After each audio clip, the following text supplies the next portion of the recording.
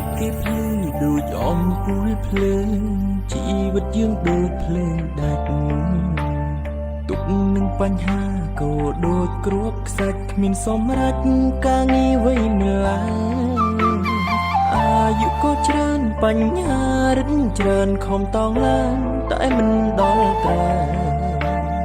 ខំយូរដែរហើយតែចុងក្រោយបរាជ័យដដែលជីវិតនេះរកក្តីសុខមិនទាន់ឃើញឡើយ20ជាងហើយមានដឹងខ្លួនទេគេក្មេងៗជោគជ័យបន្តជាហោហែខ្មាស់គេទេដាក់សំនួរស៊ូខ្លួនឯងជីវិតនេះថ្ងៃណាភ្លឺស្វាងដូចគេទៅមិនចង់នៅ